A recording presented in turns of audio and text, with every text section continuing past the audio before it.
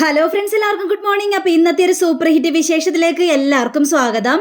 അങ്ങനെ വർഷയുടെ കോള് അവിടെ അവോയ്ഡ് ചെയ്യുകയാണ് ശ്രീകാന്ത്. അപ്പോൾ ശ്രീകാന്തിന് വളരെയേറെ സങ്കടമുണ്ട്. പക്ഷെ വർഷയാണെങ്കിൽ വിട്ടുകൊടുക്കാനായിട്ട് തയ്യാറല്ല. എന്തായാലും അവനെ കണ്ടുപിടിച്ചല്ലേ മതിയാവുള്ളൂ എന്നൊക്കെ ചിന്തിച്ച് അങ്ങനെ ശ്രീകാന്ത് അങ്ങ് നടക്കുമ്പോൾ ഈ ഒരു കൂട്ടുകാരൻ ചോദിക്കുകയാണ്, എന്തിനാണ് ശ്രീകാന്ത്, നീ എന്തിനാണ് അവളെ അവോയ്ഡ് ചെയ്യുന്നത്? നിനക്കതൊന്നും പറഞ്ഞാൽ മനസ്സിലാവില്ല, നീ നിന്റെ ജോലി നോക്കാനായിട്ട് നോക്ക് എന്ന് പറഞ്ഞ് ശ്രീകാന്ത് അങ്ങോട്ട് പോവുകയാണ്. പിന്നീട് കാണിക്കും നമ്മുടെ രേവതി. അപ്പം രേവതിയുടെ സ്വന്തം വീട്ടിലെത്തിയിരിക്കുകയാണ്. രേവതിയുടെ ആ വീടും ചുറ്റുപാടും ഒക്കെ കണ്ടു കഴിഞ്ഞപ്പോഴേക്കും രേവതിയുടെ മനസ്സങ്ങോട്ട് നിറഞ്ഞു. കാരണം ആ വീട്ടിൽ എത്തിയാൽ നമ്മുടെ രേവതിക്ക് ഭയങ്കര സന്തോഷമാണല്ലോ. അങ്ങനെ രേവതി ഇങ്ങനെ നോക്കിക്കൊണ്ടിരിക്കുമ്പോഴാണ് അയൽവാസികൾ രണ്ടുപേരും അങ്ങോട്ട് പോകുന്നത്. അപ്പോൾ അത് കണ്ടുകഴിഞ്ഞപ്പോഴേക്കും അതേ രേവതിയല്ലേ, രേവതി വന്നല്ലോ, ആടിമാസത്തിൽ വന്നായിരിക്കും, വാ നമുക്ക് ഏതായാലും രേവതിയോടൊന്ന് സംസാരിക്കാം എന്നും പറഞ്ഞുകൊണ്ട് ഇവർ രണ്ടുപേരും നേരെ രേവതിയുടെ അടുത്തേക്ക് ചെല്ലുകയാണ്. രേവതി മോളെ, നീ എപ്പോൾ വന്ന മോളെ? ഞാനിപ്പോൾ വന്നേയുള്ള ആൻറ്റി എന്നിങ്ങനെ പറയുകയാണ്. അപ്പോൾ ഇതൊക്കെ കഴിഞ്ഞപ്പോഴേക്കും ആടിമാസത്തിൽ വന്നായിരിക്കും അല്ലേ? അതെ, ആടിമാസത്തിൽ വന്നതാണ്. ഇതിൻ്റെയൊക്കെ വല്ല കാര്യം ഉണ്ടായിരുന്നോ? ഇപ്പം സച്ചി അവിടെയും മോൾ ഇവിടെ ആയി പോയില്ലേ? ഈ ആടിമാസ ചടങ്ങെന്നൊക്കെ പറഞ്ഞു കഴിഞ്ഞാൽ അത് പഴയ കാല ചടങ്ങുകളല്ലേ, അതൊക്കെ ഇപ്പം നോക്കേണ്ട കാര്യമുണ്ടോ മോളെ? ഇത് കേട്ട് കഴിഞ്ഞപ്പോഴേക്കും രേവതിയുടെ അമ്മ എന്നാലും നാട്ടുചടങ്ങല്ലേ, അത് അതിൻ്റെതായ രീതിയിൽ പോകുന്നതായിരിക്കുള്ളൂ നല്ലത്, നമ്മൾ അതിനൊരു തടസ്സവും നിൽക്കണ്ടല്ലോ എന്നൊക്കെ പറയുകയാണ്. അപ്പം ഇതൊക്കെ കേട്ടുകഴിഞ്ഞപ്പോഴേക്കും എന്നാലും രേവതി അവിടെ നിൽക്കേണ്ടതായിരുന്നു. അങ്ങനെ നിന്നാലല്ലേ നിങ്ങൾക്കിടയിൽ ഒരു കുഞ്ഞ് ജനിക്കുള്ളൂ. ഇപ്പൊ നിങ്ങൾ രണ്ടുപേരും അകന്ന് നിന്നിട്ടുണ്ടെങ്കിൽ എങ്ങനെയാ ശരിയാവുന്നത്? അങ്ങനെ പറഞ്ഞ് ഓരോ വീട്ടുവിശേഷങ്ങളും അങ്ങനത്തെ നാട്ടുവിശേഷങ്ങളും ഒക്കെ ഇങ്ങനെ ഒരു സംസാരിച്ചുകൊണ്ടിരിക്കുകയാണ്. ആ സമയത്താണ് രണ്ട് ഗുണ്ടകൾ ആ വഴി പോകുന്നത്. അപ്പോൾ ഗുണ്ട പറയണം, എടാ അത് നോക്കിയടാ, അതാരാണെന്ന് നോക്കി. രേവതിയാണല്ലോ. ചേട്ടാ, ഇത് വേറൊന്നും അല്ല, ആടിമാസത്തിൽ രേവതി നിൽക്കാനായിട്ട് വന്നിരിക്കുകയാണ്. അപ്പോൾ ഇവിടെ സച്ചിയില്ല, സച്ചിയുടെ വീട്ടിലും രേവതി അവളുടെ വീട്ടിലാണ്. അപ്പം നമ്മൾ വിചാരിച്ചതുപോലെ കാര്യങ്ങളെല്ലാം നടക്കും ചേട്ടാ എന്നൊക്കെ പറഞ്ഞുകൊണ്ട് ഇവരിങ്ങനെ ഓരോ ഗൂഢാലോചനകൾ ചെയ്യുകയാണ്. ഏതായാലും ഇനിയിപ്പോൾ നമ്മൾ വിചാരിച്ചതുപോലെ കാര്യങ്ങൾ നടക്കണമല്ലോ എന്നും പറഞ്ഞുകൊണ്ട് ഇങ്ങനെ നിൽക്കുമ്പോൾ നാട്ടുകാരെല്ലാം വിശേഷങ്ങളെല്ലാം ചോദിച്ചിട്ട് അവിടെ നിന്ന് പോവുകയാണ്. അങ്ങനെ നമ്മുടെ രേവതി നേരെ വീട്ടിലേക്ക് കയറുകയാണ്. വീട്ടിലേക്ക് കയറി കഴിഞ്ഞപ്പോഴേക്കും രേവതിയുടെ ആങ്ങള, എടാ നീ പഠിക്കുകയായിരുന്നു എടാ? ചേച്ചി എപ്പോൾ വന്നു ചേച്ചി? അയ്യോ സച്ചിയേട്ടനില്ലേ? എന്നെ സച്ചിയേട്ടൻ വരാൻ ചേച്ചി എന്നിങ്ങനെ പറയുമ്പോൾ നമ്മുടെ രേവതിയുടെ അമ്മ പറയാണ്, എടാ ഞങ്ങൾ കൂട്ടിക്കൊണ്ടുവരാൻ പോയതേ രേവതിയാണ്, അല്ലാതെ സച്ചിയല്ല. അതെന്താ ഏർപ്പാടാ? സച്ചിയെന്നെ കൂട്ടിക്കൊണ്ടുവരാതിരുന്നത്? തീടഞ്ഞപ്പോഴേക്കും നിനക്ക് എന്താണ്, തലക്ക് വല്ല ഓളമുണ്ടോ? എടാ ആടിമാസ ചടങ്ങല്ലേ, അപ്പൊ പിന്നെ രേവതിയെ മാത്രമല്ലേ കൂട്ടിക്കൊണ്ടുവരേണ്ടത് എന്നൊക്കെ പറയുകയാണ്. അങ്ങനെ ഞാനത് അങ്ങോട്ട് ഓർത്തില്ല അമ്മേ, അതുകൊണ്ട് എങ്ങനെയൊക്കെ സംസാരിച്ചത്. എടാ നീ നന്നായിട്ട് പഠിക്കുന്നൊക്കെ ഉണ്ടോ? പഠിത്തത്തിൽ ശ്രദ്ധയുണ്ടോ മോനെ എന്നൊക്കെ രേവതി ചോദിക്കുകയാണ്. അപ്പം എടുത്ത് വായിക്കും ദേവുവാണെങ്കിൽ പിന്നെ ഇവൻ പഠിത്തോ? ഇവൻ 24 മണിക്കൂർ ഫോണിൽ തന്നെയാണ് ചേച്ചി, പഠിത്തമൊന്നുമില്ല. ചുമ്മാ പഠിത്തമെന്നും പറഞ്ഞുകൊണ്ട് ബുക്കിലൊക്കെ നോക്കി നിൽക്കും, പക്ഷേ ഫോണിൻ്റെ മുന്നിലാണ് എപ്പോഴും കണ്ണ്. എടാ അങ്ങനെയൊന്നും നീ ചെയ്യരുതേ. നീ പഠിച്ച് നല്ലൊരു ജോലി കിട്ടിയാലേ നമ്മുടെ അമ്മയ്ക്ക് ഒരു ഉപകാരം ഉണ്ടാവുള്ളൂ. ആ കാര്യങ്ങൾ നീ മറക്കാനായിട്ട് പാടില്ല എൻ്റെ പൊന്നു ചേച്ചി. ഇവള് ചുമ്മാ നോണ പറയുകയാണ്. പഠിത്തം കഴിഞ്ഞിട്ടേ എനിക്ക് വേറെ എന്തോ ഉള്ളെന്ന് ചേച്ചിക്ക് അറിയാമല്ലോ. പിന്നെ അമ്മയുടെ കാര്യം എനിക്കെല്ലാം ഓർമ്മയുണ്ട് ചേച്ചി, അതുകൊണ്ട് എൻ്റെ കാര്യത്തിൽ ഒരു ഉഴപ്പുണ്ടാകാനായിട്ട് പോകുന്നില്ല. അങ്ങനെ ഇവരിങ്ങനെ സംസാരിച്ചുകൊണ്ടിരിക്കുമ്പോൾ ലക്ഷ്മി പറയാണ്, മോനെ നീ പുറത്ത് പോയി കുറച്ച് സാധനങ്ങളെല്ലാം മേടിച്ചിട്ട് വാ, ഇവിടെ സാധനങ്ങളെല്ലാം കുറഞ്ഞു, അതുകൊണ്ട് മോൻ പോയി മേടിച്ചിട്ട് വാ എന്ന് പറഞ്ഞുകൊണ്ട് അവനെ പറഞ്ഞു വിടുകയാണ്. അത് കഴിഞ്ഞപ്പോഴേക്കും ദേവു പോയി ചായ ഉണ്ടാക്കിക്കണ്ടേ, രേവതി വന്നേല്ലേ? അമ്മ ആൾ കൊള്ളാലോ, അപ്പം എന്നെയും അവനെയും പതിക്കങ്ങോട്ട് പറഞ്ഞു വിടാനായിട്ട് നോക്കിയാണല്ലേ? നിങ്ങൾക്ക് രണ്ടുപേർക്ക് എന്തൊക്കെയോ സംസാരിക്കാനുണ്ട്, അതുകൊണ്ട് ഞങ്ങൾ രണ്ടുപേരെയും പറഞ്ഞു വിടണം, അതല്ലേ അമ്മയുടെ ആഗ്രഹം. ദേവു നീ എന്തിനാ ആവശ്യമില്ലാത്ത കാര്യങ്ങളിൽ തലയിടാനായിട്ട് പോകുന്നത്? നീ പോയി ചായ ഉണ്ടാക്കാൻ പറഞ്ഞാൽ ചായ ഉണ്ടാക്കിക്കൊള്ളണം, അല്ലാതെ കൂടുതൽ കാര്യങ്ങളൊന്നും തിരക്കേണ്ട ആവശ്യമൊന്നുമില്ല. ശരി എങ്കിൽ പിന്നെ ഞാൻ ചായ ഉണ്ടാക്കിയേക്കാം എന്നും പറഞ്ഞ് ദേവ് അടുക്കളയിലേക്ക് പോവുകയാണ്. അപ്പോൾ കുറച്ച് കഴിഞ്ഞപ്പോഴേക്കും രേവതിയാണെങ്കിൽ രേവതിയുടെ അച്ഛൻ്റെ ഫോട്ടോ കാണുകയാണ്. അപ്പോൾ രേവതി അച്ഛൻ്റെ ഫോട്ടോ കണ്ടു കഴിഞ്ഞപ്പോഴേക്കും ആകെ സങ്കടം തോന്നിയാണ്. കൈ കൂപ്പി പിടിച്ചുകൊണ്ട് മനസ്സുരുക്കി അങ്ങോട്ട് പ്രാർത്ഥിക്കുകയാണ്. അങ്ങനെ കുറച്ച് കഴിഞ്ഞപ്പോഴേക്കും ഈ ലക്ഷ്മിയുടെ മടിയിൽ കിടത്തിയിട്ട് രേവതിയെ മടിയിൽ കിടത്തിയിട്ട് ഓരോരോ കാര്യങ്ങൾ പറയണം. നമുക്ക് ഒരുപാട് സന്തോഷമുണ്ട് മോളെ, കാരണം സച്ചിക്ക് നിന്നോടുള്ള ദേഷ്യം മാറിയല്ലോ. നീയും സച്ചിയും ഒന്നിച്ചല്ലോ, അതെൻ്റെ വാർത്താലിൽ തന്നെ എനിക്ക് മനസ്സിലായി. പക്ഷേ ഓരോരോ സങ്കടമേ ഉള്ളൂ. ഇപ്പം ഇത് കേട്ട രേവതിയാണെങ്കിൽ എന്താ അമ്മേ, അമ്മയ്ക്ക് എന്തേ സങ്കടം? അല്ല, ഈ മാസം തന്നെ ആടിമാസം വന്നല്ലോ. അല്ലെങ്കിൽ നിങ്ങൾ രണ്ടുപേരും കൂടുതൽ ഒന്നായാനായിരുന്നു. നിങ്ങളുടെ ഇടയിലും ഒരു കുഞ്ഞുണ്ടാവണ്ടേ? ഇപ്പോൾ സച്ചി ശരിക്കും മാറിയിരിക്കുകയാണല്ലോ. അതെ അമ്മേ, ശരിക്കും മാറി. അപ്പം ഇതെല്ലാം കേട്ടുനിന്ന് നമ്മുടെ ദേവുവാണെങ്കിൽ നേരെ അങ്ങോട്ട് വന്നിട്ട് മനസ്സിലായി. ഏതായാലും ഇപ്പം ആടിമാസം വരണ്ടായിരുന്നല്ലേ? എന്തു മനസ്സിലായെന്ന്? നിന്നോടൊന്നും പറഞ്ഞ് നിനക്കൊന്നും മനസ്സിലാവില്ല. ആര് പറഞ്ഞു? ചേച്ചിക്കൊരു കുഞ്ഞുണ്ടാവുന്ന കാര്യമല്ലേ പറഞ്ഞത്? അപ്പോൾ രേവതി ആണെങ്കിൽ ആകെ ഞെട്ടിയൊരവസ്ഥയിൽ ഇങ്ങനെ കണ്ണും പിടിച്ചിങ്ങനെ നോക്കി നിൽക്കുകയാണ്. ഇതെന്താ? ഇതൊന്നും അറിയാതിരിക്കാൻ എന്താ ഞാൻ കൊച്ചുകുട്ടിയാണോ? എനിക്ക് എല്ലാ കാര്യങ്ങളും അറിയാം. എന്നെ മറിച്ചൊന്നും നിങ്ങൾ ഒരു കാര്യവും സംസാരിക്കേണ്ട ആവശ്യമൊന്നുമില്ല. എല്ലാ കാര്യങ്ങളും അറിഞ്ഞു തന്നെയല്ലേ ഞാനും വളരുന്നത്. ഇനിയേ എന്നോടൊന്നും മറിച്ചൊക്കെ നിൽക്കണ്ട കേട്ടോ എന്നും പറഞ്ഞുകൊണ്ട് ദേവു കൂടുതലൊന്നും സംസാരിക്കാനായിട്ട് നിൽക്കണം കേട്ടോ. ഞാൻ സംസാരിച്ചാൽ നീ അവിടെ ചായ അടുപ്പത്ത് വെച്ചിരിക്കുകയല്ലേ, നീ പോയി ചായ റെഡിയാക്ക്. അപ്പം നമ്മുടെ രേവതി ആണെങ്കിൽ എനിക്ക് ഒരുപാട് സന്തോഷമുണ്ട്, ഒരുപാട്. കാരണം സച്ചേട്ടൻ എന്നോട് ഒരുപാട് അടുത്തു. പക്ഷേ അവിടെ ഓരോരോ കാര്യങ്ങൾ ആലോചിക്കുമ്പോൾ ആകെ ടെൻഷനാണ്. അതുകൊണ്ട് തന്നെയാണ് എനിക്കൊന്നും മനസ്സിലാവാത്തത്. അല്ല, ചന്ദ്രമതി അമ്മ എന്തിനാണ് എന്നെ 1 മണിക്ക് വിളിച്ചത് പറഞ്ഞതെന്ന് ആലോചിച്ചിട്ട് ഒരു എത്തും പിടിയും കിട്ടുന്നില്ല. നിന്നെ കൊണ്ടുപോകണമെന്നും പറഞ്ഞുകൊണ്ട് 1 മണിക്കാണ് എന്നെ വിളിച്ചത്. അതെ അമ്മേ, അത് തന്നെയാണ് എനിക്ക് മനസ്സിലാവാത്തത്. എന്തിനാണ് അവര് അമ്മയെ 1 മണിക്ക് വിളിച്ചത്? അല്ല, അന്ന് ആടിമാസത്തിന് കൊണ്ടുപോകാൻ വേണ്ടി അമ്മ വന്നു കഴിഞ്ഞപ്പോഴേക്കും അവളെ വിടുന്നില്ല, ഇതൊക്കെ പഴയ ആചാരങ്ങളല്ലേ എന്നൊക്കെ പറഞ്ഞുകൊണ്ട് അമ്മയെ അവിടെ നിന്ന് പറഞ്ഞയച്ചു. എന്നിട്ട് 1 മണിക്ക് വിളിച്ചിട്ട് ഇവളെ കൊണ്ടുപോയിക്കോ എന്നൊക്കെ പറയുമ്പോൾ അതെനിക്കൊന്നും മനസ്സിലാവുന്നില്ല.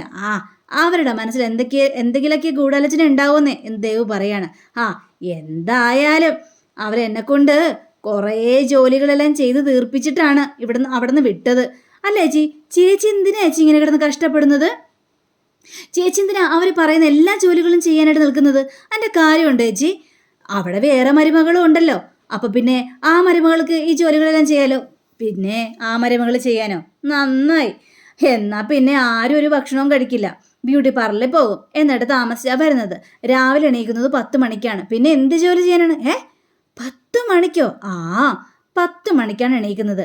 പിന്നെ ഞാനാണെങ്കിൽ പൂരിയൊക്കെ ഉണ്ടാക്കി വെക്കാൻ നേരത്ത് അതൊന്നും കഴിക്കില്ല.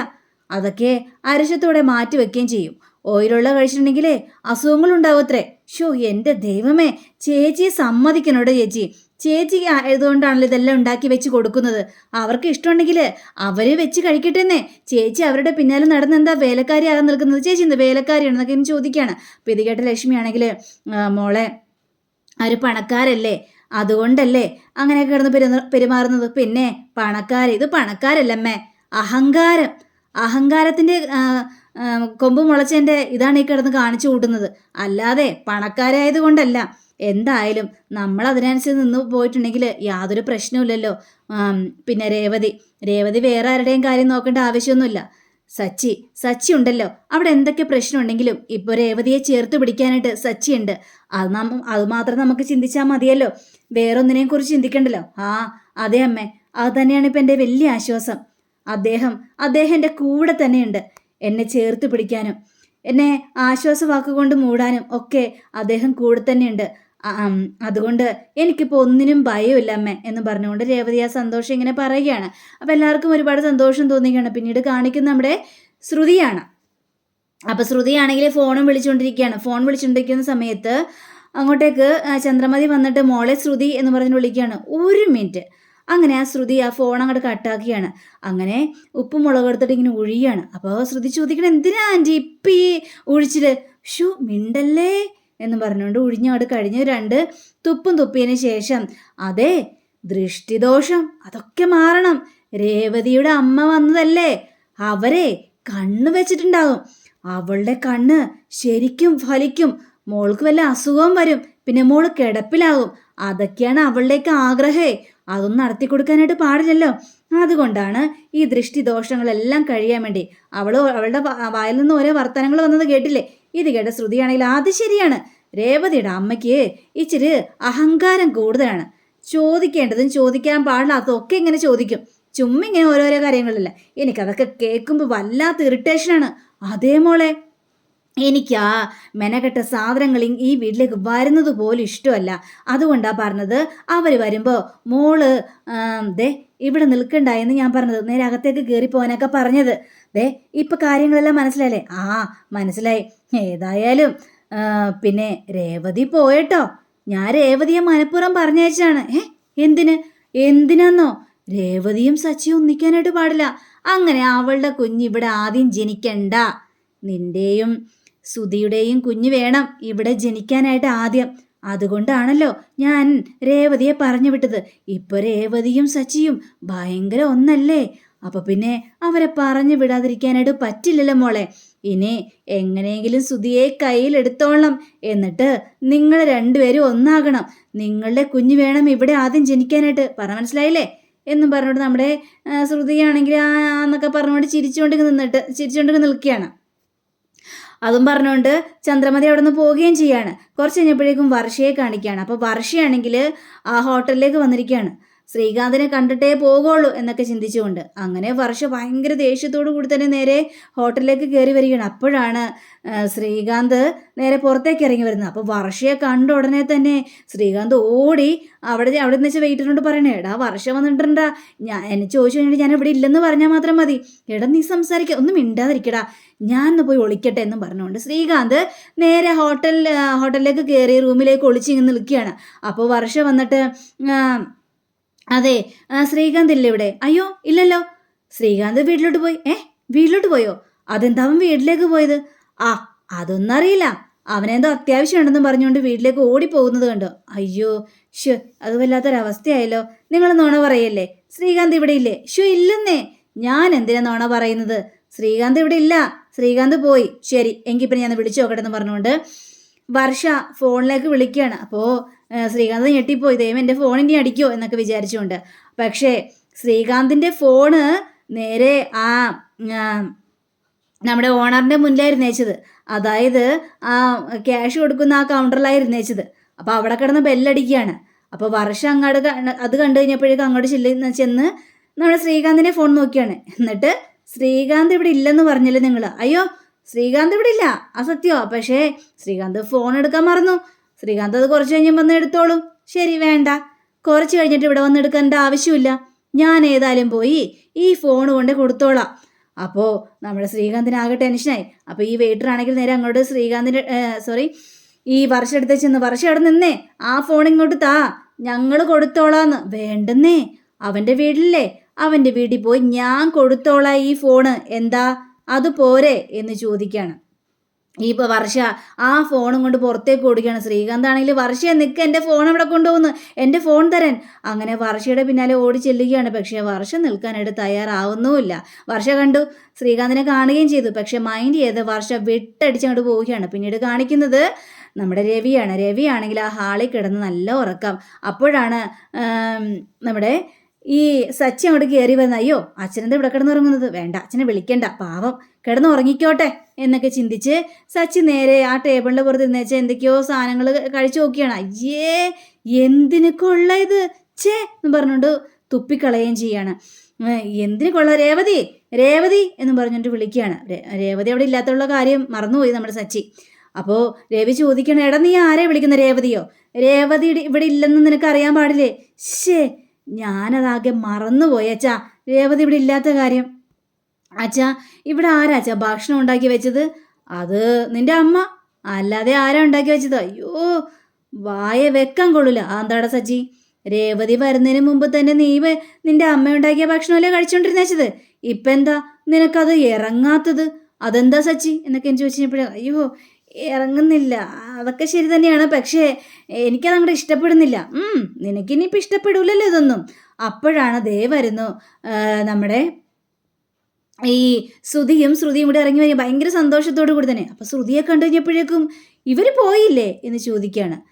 ആടിക്ക് പോയില്ലേ? എന്താണ് ആടി നടക്കാനോ? ശ്രുതിയോ? എൻ്റെ അച്ചാച്ചനെ ചെവി കേൾക്കാണ്ടായോ അച്ഛാ? ഇവർ ആടി മാസത്തിൽ പോയില്ലേ എന്നാണ് ഞാൻ ചോദിച്ചത്. ഇവരെന്താ അമ്മയുടെ വീട്ടിൽ പോയില്ലേ? അപ്പോഴേക്കും ചന്ദ്രമതി വരികയാണ്. അപ്പോൾ ചന്ദ്രമതി ചോദിക്കണം, എന്തിനാണ്? ഇവളെങ്ങോട്ട് പോകാനാണ്? ആഹാ അത് കൊള്ളാലോ. അല്ല ആടിമാസത്തിൽ ആദ്യമായിട്ട് കല്യാണം കഴിച്ച പെണ്ണുങ്ങൾ വീട്ടിൽ നിന്ന് കഴിഞ്ഞിട്ടുണ്ടെങ്കിൽ അവരുടെ കുഞ്ഞുണ്ടാകും. ആ കുഞ്ഞ് ഗർഭിണിയാവും, കുഞ്ഞു മേടമാസത്തിൽ പിറക്കും. അങ്ങനെ മേടമാസത്തിൽ പിറന്ന കുഞ്ഞ് കൊള്ളൂല എന്നൊക്കെ പറഞ്ഞുകൊണ്ടല്ലേ രേവതി ഇവിടെ നിന്ന് പറഞ്ഞയച്ചത്. അപ്പം എന്താ ഈ ശ്രുതി മാത്രം ഇവിടെ നിൽക്കുന്നത് എന്ന് ചോദിച്ചപ്പോഴേക്കും അതങ്ങനെയാണ്. ആഹാ, അത് കൊള്ളാലോ, അതെവിടത്തെ ന്യായം എന്നിങ്ങനെ ചോദിക്കുമ്പോഴാണ് നമ്മുടെ ഇന്നത്തെ എപ്പിസോഡ് ഇവിടെ അവസാനിക്കുന്നത്. അപ്പോൾ അടുത്ത എപ്പിസോഡിന് വേണ്ടി എല്ലാവരും കാത്തിരിക്കണേ. അപ്പോൾ എല്ലാവർക്കും നല്ലൊരു ശുഭദിനം ആശംസിച്ചുകൊണ്ട് തന്നെ നമസ്കാരം. Thank you. See again. By.